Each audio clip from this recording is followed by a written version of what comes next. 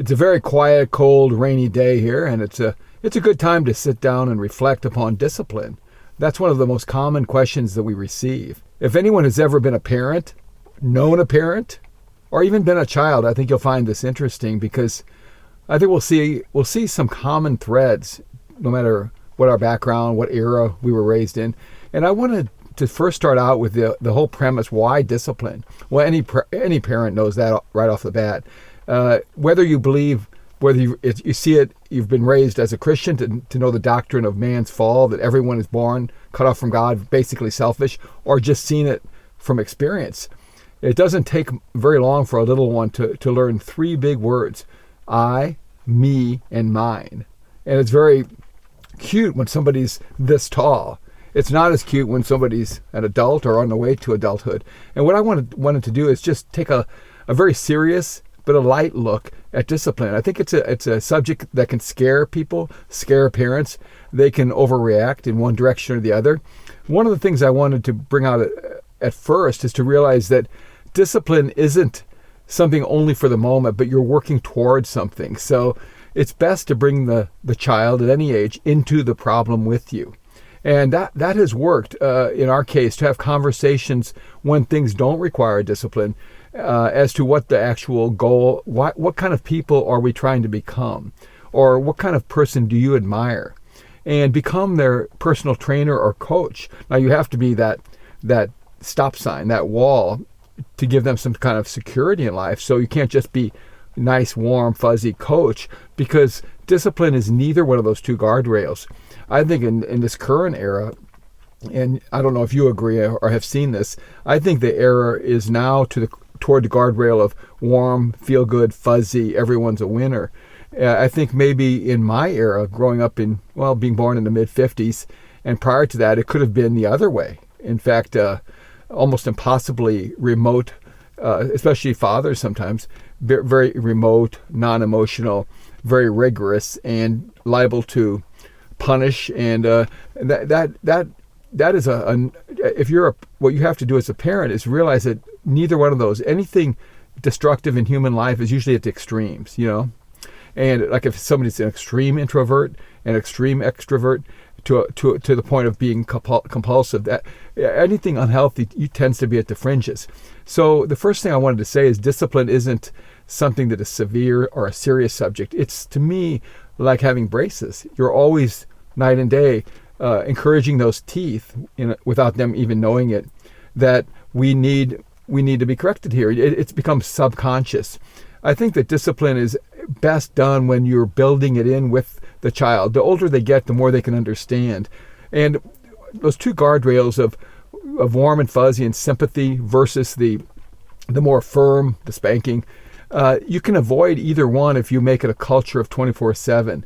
Now, one of the things I wanted to bring up about that is to never discipline except only do it objectively, never do it subjectively, never, like, if you're feeling just fantastic, just you're on a high as a parent, just some wonderful things have happened, you feel mellow, just wave the rule this time. And the other thing is never to be excessively severe based on your pressures or your things you might be feeling heavy about or depressed or weighed down upon. Don't let the child kind of be the straw that breaks the camel's back. So objectivity gives them, the children, a sense of security, a sense of consistency that makes it a lot easier to prosper in life and to believe that God is true. God is the same. Jesus is the same yesterday, today, and forever. One of the things you might not have ever thought about, discipline could be fun. I find it fun to bring the child, as soon as they're able to talk, to bring them into it and kind of explain the route we're taking toward this. And another thing that really helps is to have humility. Bring up your own failures. Bring up the things that, times when you weren't disciplined, maybe as a child, and you really wish you would have been. Like, or example, in our family, there are many examples where somebody, I can tell the younger siblings, oh, your older brother learned this lesson. I might not even have to say it because they can see it, that someone laments that, oh, I wish somebody would have stopped me, or I wish the present version of me could go back in time and help the past version of me.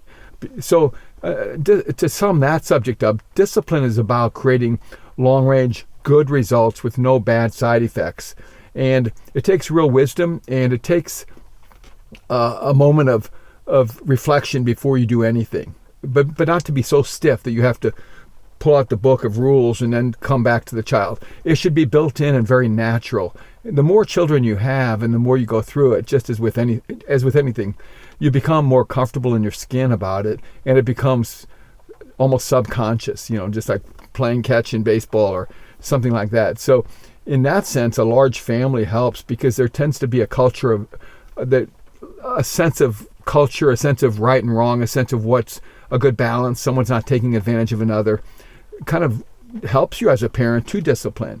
So if you can start on the right foot, not get discouraged, and for us, it helped to welcome a large family, because it only gets easier after the first 2 or 3. You kind of get the battle scars. I think there's a tendency for parents to take the first child far too seriously, and that child, then you might take the 10th child or the 15th child almost too much the other way. So there has to be a common sense, almost a twinkle in your eye, a sense of lightness, but a sense of unwavering firmness. I think of it as when Kathy wraps the kids up as the little ones. She calls it a burrito. She wants them to feel secure, and rules and limitations are that sense of security. Now, as a dad, I felt that we had a partnership. In my thing was to, in a way, build a team of champions.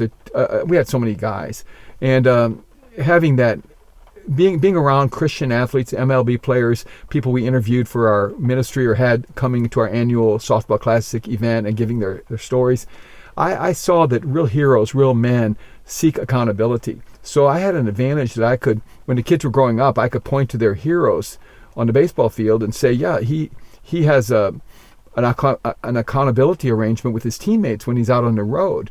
He asks them to keep him accountable. Accountability is a real man can be accountable. Real men can be vulnerable. Real men can be teachable. So that's the thing that I did, is try to equate discipline with the pro part of it, what we're going toward. Kathy would, especially since she was very involved in the homeschooling day by day and the jobs around the house, she would balance that with specific deadlines, like, or specific things like this.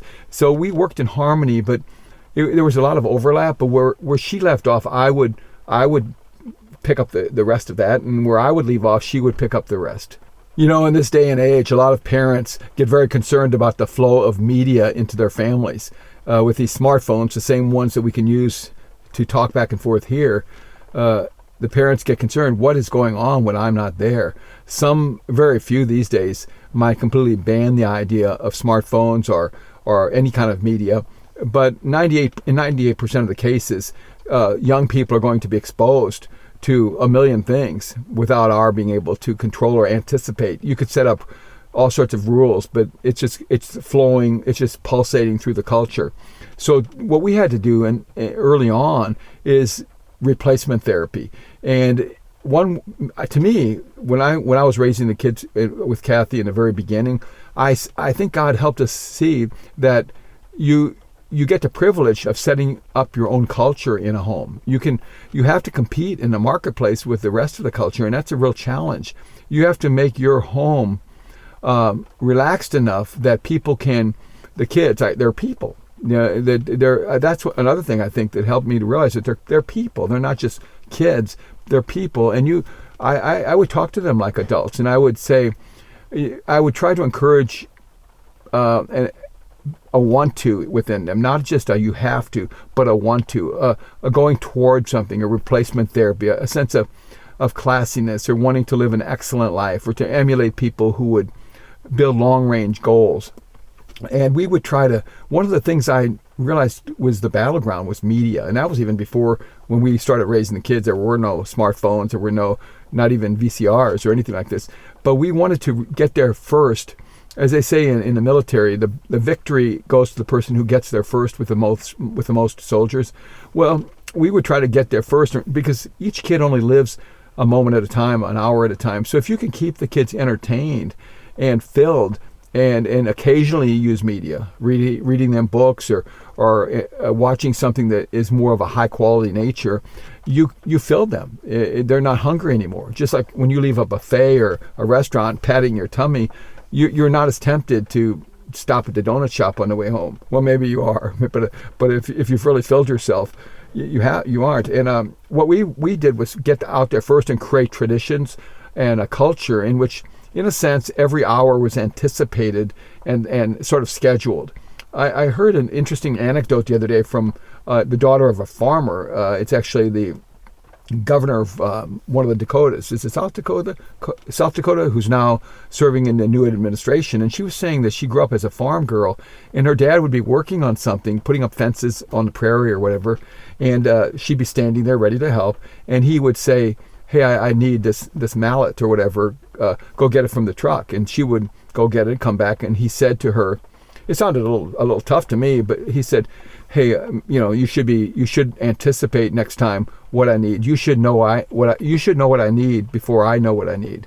Now, I think that's kind of a tough standard, but I get the lesson.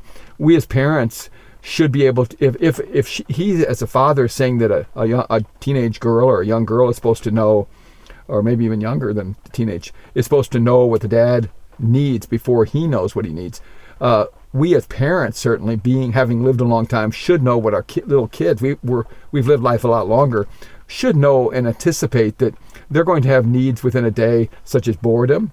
They're going to, just like adults can get depressed, kids can get depressed and not know what to call it. Fear, different things, in hyperactivity right before bedtime, that's a common one. So as parents, we began to anticipate these things. And it really helped for us to stay out ahead rather than always be reacting to this. And one of the privileges you get as a parent is you get to create a culture that the kids will grow up thinking is normal.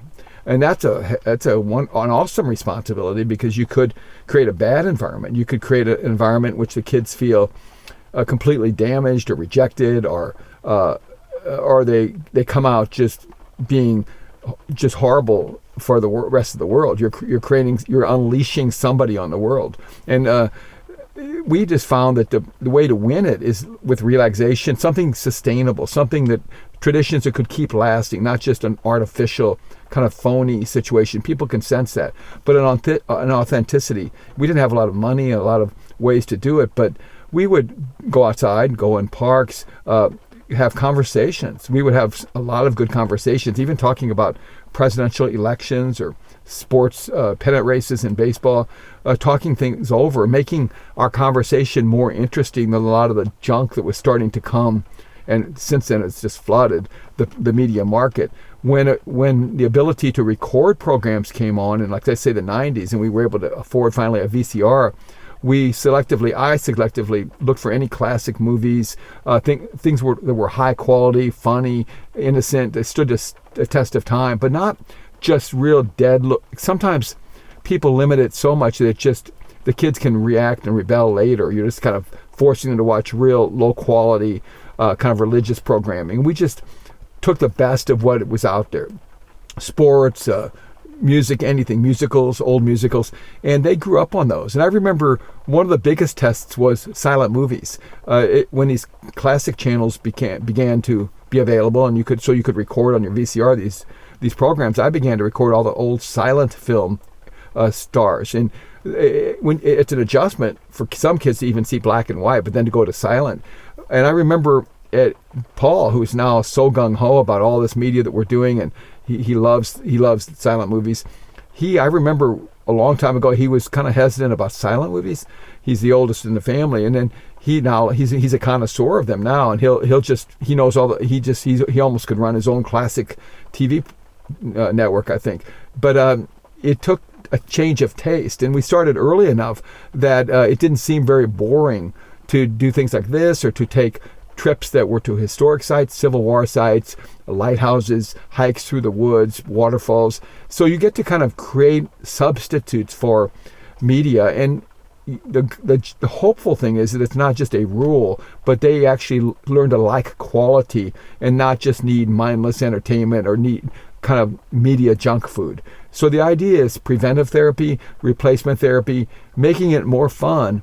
And I think, again, a praying parent who can just ask God for help in the moment, you get ideas on a low budget, or no matter what, even just in a long car drive, we would have good conversations, just try to stay a step ahead of the boredom. The third subject I wanted to address, and this might be the most common. I thought of discipline as being the most common, but this might be, each of these is probably worth its own show, but being overwhelmed, whether it's said completely using that word or just telegraphed, parents often feel overwhelmed.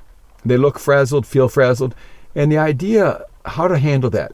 And in fact, I would say that once you're at the point of feeling overwhelmed, you're 3 dominoes. The real solution is 3 dominoes early. You have to actually not I guess I would say we can't be victimized by the idea of being a parent. We can't let ourselves be the victim. It is not, as someone has said, it's not for cowards. I think that you have to get into battle and put your own needs into God's hands, put them aside, and put the child first. You can't let the kids think of you as being overwhelmed, or they will feel guilty or think they're the problem. Just as discipline shouldn't be administered in a sense that brings about rejection, it's more about a building of something together. Just like putting braces on isn't about rejecting your teeth, is it? It's because you care. So being overwhelmed is, I would say that getting rid of self-pity. We're the ones who, we're the parents. We're supposed to be the adults in the room. We are the adults in the room. And we can't let ourselves be overwhelmed. It's not an option. Failure isn't an option.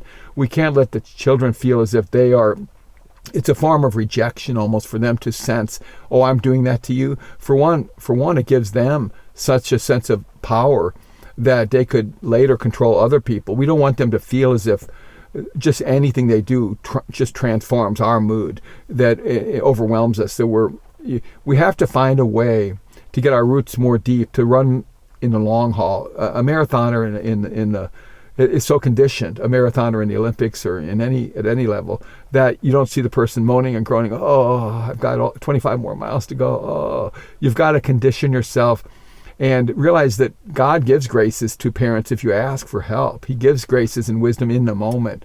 And one thing I would say, it's so obvious, and I'm sure you know this, or any overwhelmed parent knows this, you don't have to live a year at a time. You just live that one moment at a time.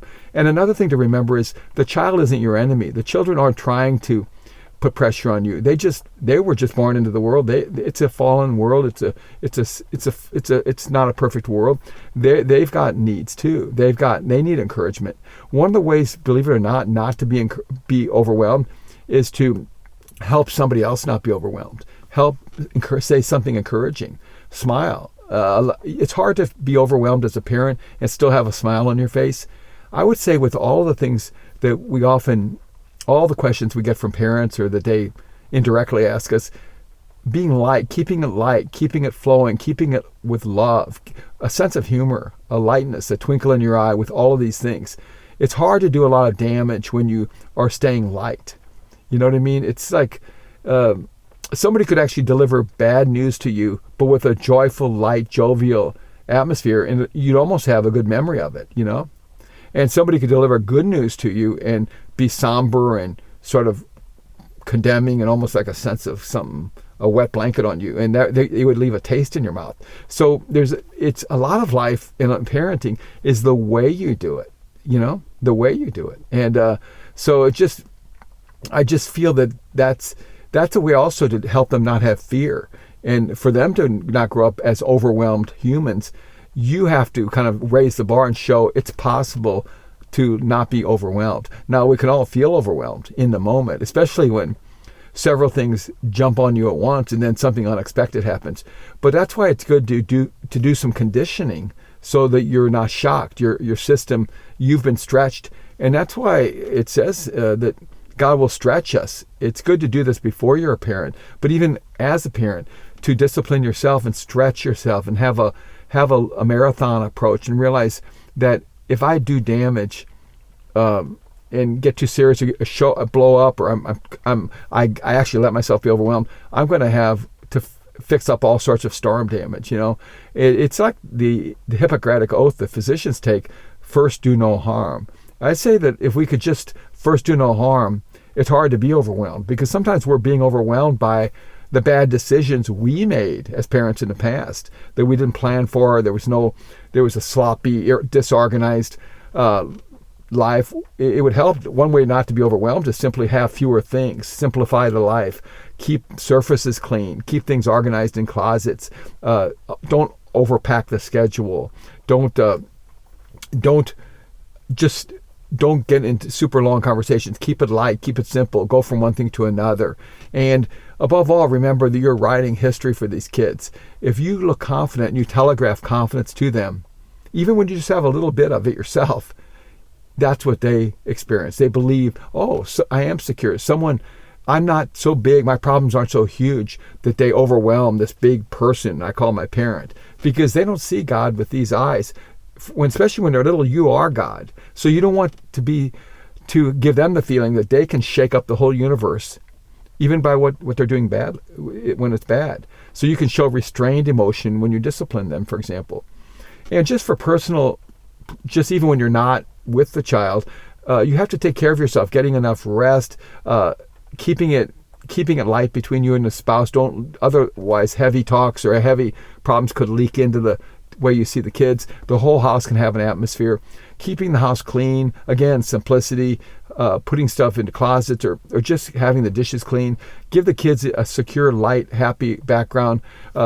Just a feeling of, it helps to even play some nice, light instrumental music in the background.